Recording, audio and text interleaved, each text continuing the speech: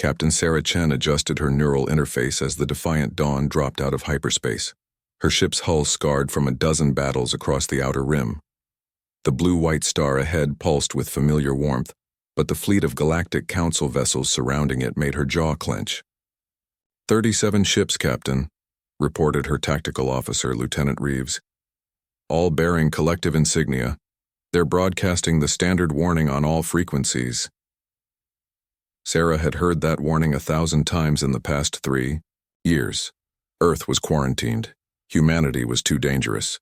No passage permitted beyond the Sol system. The Galactic Council had spoken.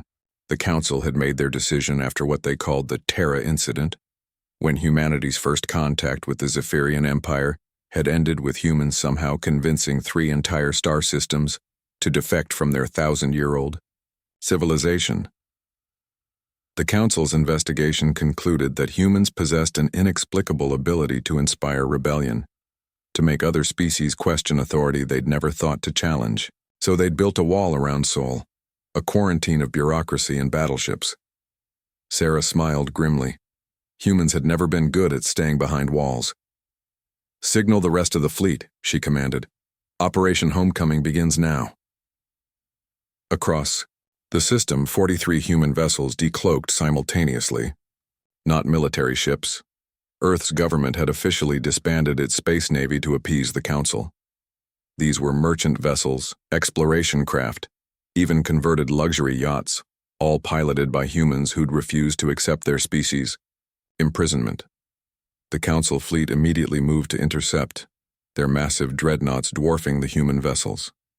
Admiral Corvash's voice crackled over the communications array, his 4 vocal cords creating the distinctive harmonic speech of the hegemony.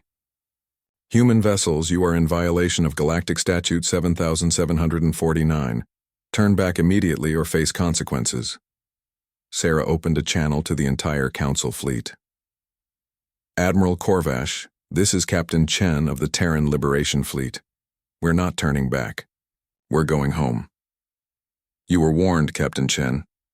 Your species agreed to the quarantine." "Our politicians agreed," Sarah replied, her voice carrying across 43 ships. "We didn't." The first Council ships opened fire, their plasma cannons, designed to disable rather than destroy. They still believed humans would surrender when faced with overwhelming force. They still didn't understand what made humanity different. The Defiant Dawn rolled through the incoming fire, Sarah's modifications to the ship's systems allowing maneuvers that should have liquefied her crew.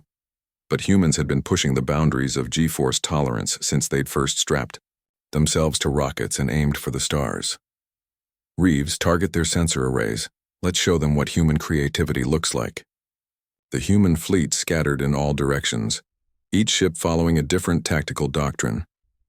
Council ships expected coordinated formations, predictable strategies. Instead, they faced 43 completely independent combat styles, from Chen's aggressive frontal assaults to Captain Rodriguez's nearly insane gravity well surfing in his converted racing yacht. Within minutes, the Council's superior firepower meant nothing. Their sensors were blinded, their communications jammed by frequency shifts that shouldn't have been possible, their formation broken by human pilots who treated physics like a suggestion rather than a law. But Sarah's real target wasn't the Council fleet. As the battle raged, she opened secure channels to every non-Council species within 50 light-years. "People of the galaxy," she broadcast, "this is Captain Sarah Chen, speaking for free humanity. Today, we're not just breaking through your blockade. We're offering you something your leaders have tried to keep from you, the chance to choose your own destiny." The response was immediate. Across a dozen star systems, ships began to move. Not government fleets, but individuals. Traders, explorers, rebels who'd been waiting for someone to show them that the Galactic Council's authority wasn't absolute. Admiral Corvash's formation began to waver as reports flooded in. The Altarian Merchant Guild had declared independence. 3 Centauri colonies were refusing Council oversight. The Vegan trade routes were being blockaded by their own freight haulers. "What have you done?" Corvash demanded over the comm. Sarah's ship broke through the council perimeter, Earth growing larger in her view screen. We reminded them that governments serve people, not the other way around. We showed them that walls built by authorities can be torn down by individuals. The council fleet began to retreat, not from military defeat but from political catastrophe. Across the galaxy, species that had accepted council rule for millennia were suddenly asking questions. Why did the council fear humanity's influence so much? What were they trying to protect by keeping humans locked away?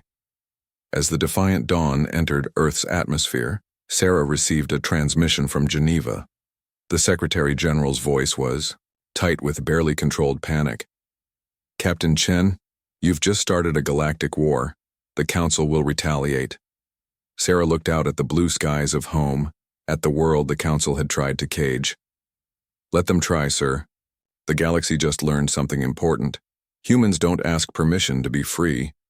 And apparently neither does anyone else, once they remember they have that option." Behind her, 42 other ships descended through Earth's atmosphere, their crews finally home. But across the galaxy, millions of beings were looking up at their own skies and wondering for the first time in generations what lay beyond them. The Galactic Council had tried to contain humanity's most dangerous quality, the absolute refusal to accept that someone else's authority could override their own conscience. They'd failed to understand that freedom, once demonstrated, became contagious. Sarah Chen smiled as her boots touched Earth soil. The Council's quarantine was over. Humanity's real contribution to galactic civilization was just beginning.